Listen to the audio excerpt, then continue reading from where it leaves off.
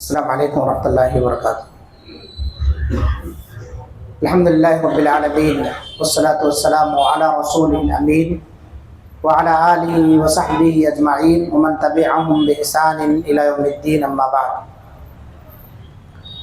رب اشرح لی صدری ویسر لی امری واحلل عقدۃ من لسانی یفقہوا قولی، رب زدنی علما، اللهم انفعنا بما علمتنا وعلمنا ما ينفعنا وزدنا علما وعملا آمین رب العالمین۔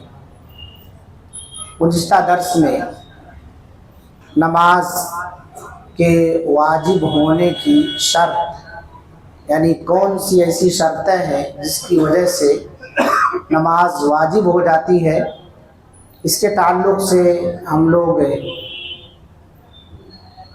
علم حاصل کیے تھے۔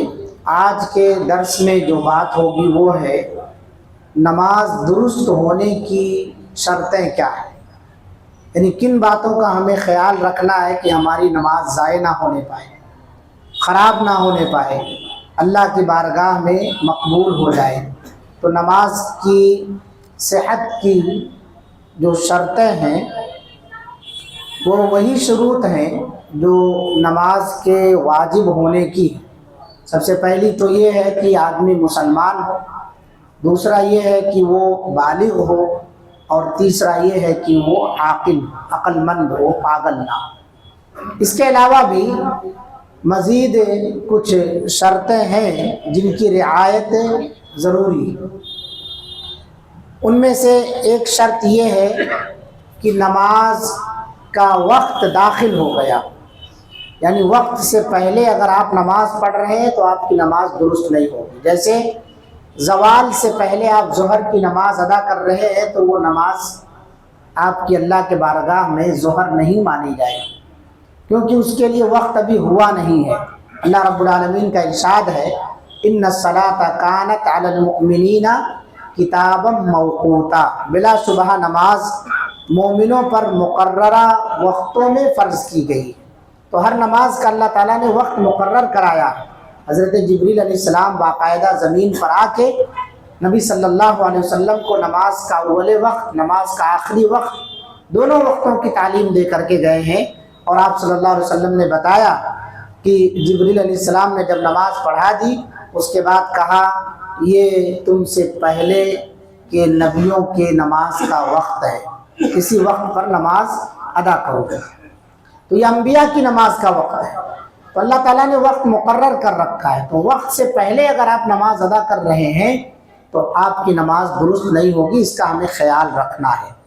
اسی طرح سے حدث اکبر اور حدث اصغر سے آدمی نماز کے وقت پاک ہو، یعنی اسے کوئی ایسا حدث لاحق نہ ہو جس سے اس کا وضو ٹوٹ جاتا ہے، اور ایسا بھی حدث کا وہ شکار نہ ہو جس سے اس کا غسل خراب ہو جاتا ہے۔ تو حدث اکبر اور اصغر، اکبر جس سے غسل واجب ہوتا ہے، اصغر جس سے وضو واجب ہوتا ہے، یہ ساری چیزوں سے وہ پاک صاف ہو۔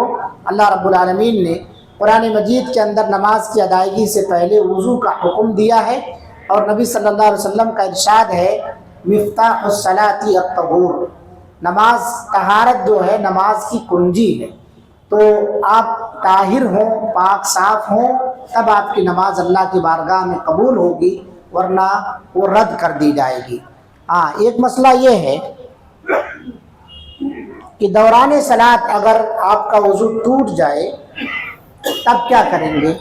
تو اس سلسلے میں یہ ہے کہ آپ وضو کر کے پھر نئے سرے سے نماز پڑھیں گے۔ اگر اسی دوران آپ آ گئے ہیں، جماعت کھڑی ہے، وضو ٹوٹ گیا، آپ مسجد سے باہر نکل گئے، وضو بنا کے آئے، ابھی جماعت چل ہی رہی ہے، تو جتنی رکعت آپ کو مل رہی ہے وہ آپ شمار کریں گے، جو چھوٹ گئی ہے اس کو مکمل کریں گے۔ ایسا شمار نہیں کریں گے کہ میں پہلے 2 رکعت پڑھ لیا تھا، تیسری میں میرا وضو خراب ہوا ہے، جا کے وضو بنا کے آتے آتے تیسری گئی ہے، چوتھی میں شامل ہو گئے، تو 3 کاؤنٹ نہیں کریں گے آپ، وہ سب خراب ہو گئی آپ، پھر نئے سرے سے آپ کو نماز پڑھنا پڑے گا۔ تو آپ امام کے ساتھ جو رکعت پائے ہیں اتنی کو شمار کر لیں گے، جو چھوٹ گئی ہے پہلے ان نمازوں کو یا ان رکعتوں کو پورا کر لیں گے، اور اگر جماعت ختم ہو گئی تو آپ نئے سرے سے پوری نماز پڑھیں گے۔ تو اگر نماز کے دوران آپ کا وضو ٹوٹ جا رہا ہے تو نماز کو نئے سرے سے پڑھنا پڑے گا۔ اگر نماز میں وضو ٹوٹ جائے تو ناک پر ہاتھ رکھ کر باہر کی طرف لوٹ جانا چاہیے۔ اللہ کے رسول صلی اللہ علیہ وسلم کا ارشاد ہے، اور آپ نے فرمایا کہ وضو کر کے دوبارہ نماز ادا کرو۔ تو اس سے معلوم ہوتا ہے کہ اگر نماز کے اندر ہمارا وضو ٹوٹ رہا ہے تو ہمیں ناک پر ایسا ہاتھ رکھ کر کے نکلنا چاہیے، ڈائریکٹ نہیں بھاگ جانا چاہیے۔ ادب سکھایا گیا تاکہ سمجھنے والا یہ سمجھے کہ اس کے ساتھ کوئی مسئلہ پیش آیا ہے، یا تو نقصیر آ گئی ہے، ناک سے خون نکل گیا ہے، یا پھر ایسی کوئی بو وغیرہ محسوس کیا ہے یا اس کے ذریعے سے خارج ہوئی ہے جس سے اس کا وضو ٹوٹ گیا ہے، تو ناک پر ہاتھ رکھ کر کے یہ باہر جا رہا ہے۔ تو جماعت میں سے جب آپ نکلیں گے تو دیکھنے والے کوئی بدگمانی محسوس نہیں کریں گے، فوراً محسوس کر لیں گے کہ آپ کا وضو ٹوٹا ہوا ہے۔ تو یہ دو شرطیں مزید ہیں، ایک تو یہ ہے کہ آپ وقت کا خیال رکھیں، اور دوسرا یہ ہے کہ حدث اکبر اور حدث اصغر سے آپ پاک ہوں۔ تیسری ایک شرط ہے جس کا ہمیں خاص خیال رکھنا ہے، وہ ہے کپڑا، بدن اور جگہ۔ آپ کا کپڑا جس میں آپ نماز پڑھ رہے ہیں، جس جگہ پر آپ نماز پڑھ رہے ہیں، اور آپ کا بدن، یہ ہر قسم کی نجاست اور گندگی سے پاک ہو۔ ناپاک کپڑوں میں نماز نہیں ہوتی، بدن بھی ناپاک ہے تو نماز نہیں ہوگا، جگہ ناپاک ہے تو نماز نہیں ہوگی۔ ابو سعید خدری رضی اللہ عنہ سے روایت ہے، نبی صلی اللہ علیہ وسلم نے نماز کے دوران اپنی جوتیاں اتار دی۔ جب نماز سے فارغ ہوئے تو فرمایا کہ میرے پاس جبریل آئے اور مجھے بتایا کہ ان میں گندگی ہے، اس لیے میں نے جوتے اتار دیے تھے۔ پھر فرمایا آپ صلی اللہ علیہ وسلم نے کہ جب تم میں سے کوئی بھی مسجد میں آئے تو اپنی جوتیوں کو پلٹ کر دیکھ لے، اگر گندگی نظر آئے تو اسے زمین پر باہر ہی رگڑ دے اور ان جوتیوں میں نماز پڑھ سکتا ہے۔ لیکن فی الوقت مساجد پختہ ہیں، قالین، شطرنجیاں اور اسی طرح سے اس کے اوپر بہت ساری چیزیں دکھائی جاتی ہے، جوتا پہن کر کے مسجد کے اندر آپ فی الوقت نماز نہیں پڑھ سکتے۔ لیکن اگر موقع ملے، جیسے کبھی جنازے کی نماز ہے یا اسی طرح سے عیدین کی نماز ہے، جگہ نہیں ملتی ہے، تو آپ ان نمازوں کے اندر جوتا پہن کر کے بالکل نماز پڑھ سکتے ہیں۔ اور کبھی کبھار اس سنت پر عمل کرنا چاہیے، اس سنت پر کبھی کبھار عمل کرنا چاہیے۔ بہت سارے لوگوں کو دیکھا یہ جاتا ہے کہ جوتے نکال دیتے ہیں اور اس کے اوپر کھڑے ہوتے ہیں، یا چپل میں سے پیر نکال لیتے ہیں پھر اسی چپل پر کھڑے ہوتے ہیں۔ فائدہ کیا ہے؟ چپل ہی پر تو آپ کا پیر ہے، کان چاہے ادھر سے پکڑو چاہے ادھر سے پکڑو، بات ایک ہی ہے۔ اس سے بہتر ہے جوتا پہن کر کے پہنو اور نماز پڑھو، جو اللہ کے رسول صلی اللہ علیہ وسلم کی سنت ہے۔ تو اگر ایسی جگہ پر آپ نماز پڑھ رہے ہیں جہاں فرش کچی ہے یا اسی طرح سے مسجد کے گندا ہونے کا کوئی خطرہ نہیں ہے، تو وہاں بھی آپ نماز جوتوں کے اندر پڑھ سکتے ہیں، اس میں کوئی قباحت کی بات نہیں ہے۔ اسی طرح سے حضرت علی رضی اللہ عنہ سے روایت ہے کہ علی رضی اللہ عنہ نے مزی کے تعلق سے نبی صلی اللہ علیہ وسلم نے انہیں فرمایا کہ انہوں نے اصل میں ایک آدمی سے پوچھنے لگایا کہ میں بہت زیادہ مزی والا آدمی ہوں، مزی کے خارج ہونے سے آدمی کا وضو ٹوٹ جاتا ہے، اور مزی کب خارج ہوتی ہے؟ شہوت سے پہلے شرمگاہ پر جو لسدار اور چپچپا پانی ہوتا ہے، جس کے اندر کوئی بدبو نہیں ہوتی اور وہ جوش کے ساتھ نہیں نکلتا، بس انسان کے اندر ایک فیلنگ آتی ہے، خواہش جاگتی ہے، اسی کے بیس پر شرمگاہ کے اگلے سرے پر کچھ پانی نکل پڑتا ہے، اس کو مزی کہا جاتا ہے۔ اس کے نکلنے سے انسان ناپاک ہو جاتا ہے، جس کپڑے میں لگا ہو کپڑا بھی ناپاک ہو جاتا ہے۔ تو جہاں پر وہ لگا ہو اتنے حصے کو پکڑ کر کے آپ دھل لیجئے، اور شرمگاہ کے اگلے حصے کو یا شرمگاہ کو دھو لیجئے، اس کے بعد وضو بنانا۔ تو حضرت علی رضی اللہ عنہ نے پوچھوایا تو کہا کہ پوچھیں کہ میں بہت زیادہ مزی والا آدمی ہوں، کیا کروں؟ تو نبی صلی اللہ علیہ وسلم نے کہا اغسل ذکرک، اپنی شرمگاہ کو دھو لو، وتوضا، اور وضو کر لو، بس اتنا کافی ہے۔ تو اس سے معلوم ہوا کہ ہمارا جسم بھی پاک رہنا چاہیے نماز کے لیے۔ اسی طرح آپ صلی اللہ علیہ وسلم نے ایک مستحاضہ خاتون، وہ عورت جنہیں ایام حیض کے علاوہ بیماری کی وجہ سے خون آ رہا ہے، انہوں نے نبی صلی اللہ علیہ وسلم سے نماز کے تعلق سے پوچھا کہ میں اس حالت میں ہوتی ہوں تو نماز کا کیا کروں؟ تو آپ صلی اللہ علیہ وسلم نے کہا کہ اپنے بدن سے خون کو دھو لو اور نماز پڑھو۔ اسی طرح آپ صلی اللہ علیہ وسلم نے فرمایا اس اعرابی کو جو دیہاتی آدمی مسجد کے اندر آ کر کے پیشاب کر رہا تھا، صحابہ اس کو روکنے کے لیے آگے بڑھے تو آپ صلی اللہ علیہ وسلم نے کہا ماہ رک جاؤ، اس کو پیشاب کر لینے دو اور اس کے پیشاب پر پانی کا ایک ڈول بہا دو، جس سے معلوم ہوتا ہے جگہ کا پاک ہونا بھی ضروری ہے۔ تو نماز کی صحت کی ایک شرط یہ ہے کہ آپ کا جسم پاک ہو، آپ کا کپڑا پاک ہو، اور جس جگہ آپ نماز پڑھ رہے ہیں وہ جگہ بھی پاک ہونی چاہیے۔ اسی طرح سے نماز کی صحت کی شرطوں میں سے ایک شرط یہ ہے کہ مکمل ستر پوشی ہو۔ جو ہماری ستر ہے اس کو چھپانا نماز کے اندر ضروری ہے۔ عورت کا چہرہ اور ہاتھ کے علاوہ پورا جسم چھپانا ضروری ہے۔ عورت کا چہرہ اور ہاتھ کے علاوہ، بہت ساری عورتیں لیگنس میں نماز پڑھتی ہیں، ان کا پیر، ان کا جو لیگنس پیجامہ ہوتا ہے یہ ٹخنے سے اوپر ہوتا ہے۔ ٹخنا عورت کا نماز میں کھلا ہوا ہے تو اس کی نماز درست نہیں ہوگی، اس لیے لیگنس کے اندر نماز درست نہیں ہے۔ اسے نیچے بھی کھینچ کے کیا جاتا ہے تو پھر بھی وہ اوپر چڑھ جاتا ہے۔ ایسا چست لباس ہے یہ جس کے اندر ہر سطر واضح ہے، اس لیے اسے اپنے بچوں کو، بیٹیوں کو پہنانے سے اجتناب کرنا چاہیے۔ ہمیں یہ معلوم ہونا چاہیے کہ ہم مسلمان ہیں، کون سا کپڑا ہمیں پہننا ہے، کون سا نہیں پہننا ہے۔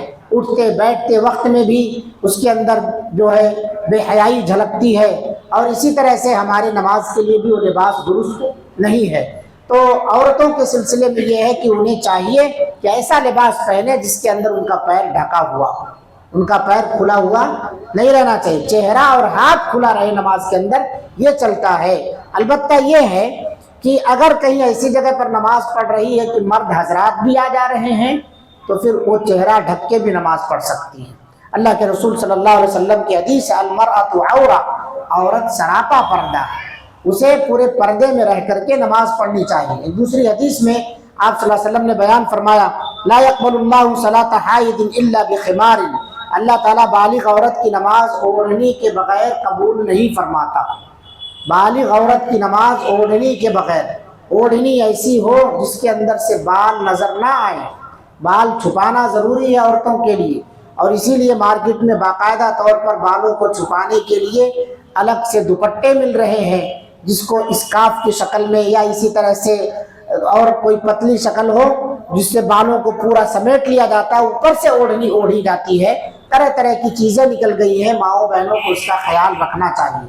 مرد حضرات کے لیے ضروری ہے کہ وہ کندھے سے لے کر کے گھٹنے کے نیچے تک کا حصہ ان کا ڈھکا ہوا، ہاف بنیان میں نماز نہیں ہوتی، گھٹنے سے اوپر آپ کا کپڑا ہے نماز نہیں ہوگی، اور اسی طرح سے بہت زیادہ مبالغہ کر کے گھٹنے سے ٹخنے سے اوپر لے کے آنا، یعنی یہاں تک آدھی پڈلی تک اور اس کے اوپر کے حصے تک آدمی کپڑا لے کر کے نہ آئے۔ جیسے 3 پیس پہن کر کے بہت سارے لوگ نماز پڑھنے آتے ہیں، نماز تو ہو جاتی ہے لیکن افضل اور بہتر یہ ہے کہ اور تھوڑا نیچے رہنا چاہیے۔ اسی طرح سے لباس کے اندر اس بات کا بھی خیال رکھیں کہ ہم جو کپڑا پہن رہے ہیں اس میں ہماری سطر واضح نہ ہو۔ بہت سارے لوگ ٹائٹ جینس، ٹائٹ پینٹ پہن کر کے نماز پڑھنے آتے ہیں، جب سجدے میں جاتے ہیں تو انہیں خیال نہیں ہوتا ہے، حالانکہ ان کی پیچھے سے ان کا حصہ نظر آتا ہے، پچھلے لوگوں کی نمازیں خراب کرنے کا ذریعہ بن جاتے ہیں۔ آپ اپنی بے عزتی نہ کروائیں، اللہ کے دربار میں آ کر کے بہترین لباس میں آئیں۔ اس سے پہلے جمعہ میں بھی اس کی وضاحت کی گئی تھی کہ ہمیں چاہیے کہ ہم اپنا لباس درست رکھیں مسجد میں جب آئیں، اور سر پر ٹوپی کا بھی اہتمام کریں۔ اہل حدیثوں کے یہاں ٹوپی اور سر ڈھانکنے کا مسئلہ تشدد کے ساتھ ختم ہوتا جا رہا ہے، اس مسئلے پر ہمیں بہت زور دینا چاہیے۔ ٹوپی یہ اللہ کے رسول صلی اللہ علیہ وسلم صرف نماز کے وقت نہیں لگاتے تھے، آپ صلی اللہ علیہ وسلم ٹوپی ہمیشہ لگاتے تھے، سر ڈھانکتے تھے، پگڑی باندھتے تھے۔ پگڑی کا تو رواج ختم ہے، کم سے کم آپ ٹوپی تو سر پر رکھیے، ٹوپی سے شرافت جھلکتی ہے، ٹوپی یہ مکمل زینت ہے، ورنہ جیسے سر کے بال کالے ہیں، کالے توے کی طرح سے سر نظر آتا ہے۔ آپ ٹوپی پہن لیں۔ چھوٹے بچے کے لیے جب آپ لباس خریدتے ہیں، کرتا پیجامہ ٹوپی، اپنے لیے کیوں بھول جاتے ہیں آپ جو ہے 5000 4000 کا جوڑا خرید لیے پورا، لیکن 50 روپے کی ٹوپی خریدتے ہوئے آپ کے ہاتھ ٹائٹ ہو جاتے، جو آپ کی زینت ہے۔ اللہ کے رسول صلی اللہ علیہ وسلم نے، اللہ تعالیٰ نے قرآن میں فرمایا खुदू ज़ीनतकुम इंद कुल्ली मस्जिद, हर नमाज के वक्त जीनत इख्तियार करो। हर नमाज के वक्त ये मुकम्मल जीनत होती है। सर में बाल नहीं होते हैं, आप कैसे नजर आते हैं? टोपी लगा ली, ऐब छुप गया। जैसे चेहरा पर दाढ़ी रख लिए तो चेहरे के ऐब दाढ़ी छुपा लेती है, वैसे टोपी लगाने से आपके सर के अयूब को टोपी छुपा देती है। और इसी तरह से खूबसूरती में दुबालापन आ जाता है, निखार पैदा हो जाता है। अल्लाह के दरबार में आ रहे हैं, हर तरह की ज़ेबो ज़ीनत इख्तियार करके आइए, साथ ही साथ इत्र और खुशबू लगा करके आइए। मस्जिद के अंदर आप आ रहे हैं, अल्लाह के घर में आ रहे हैं, कि हर किस्म की बदबू से अपने आप को पाक व साफ रखें।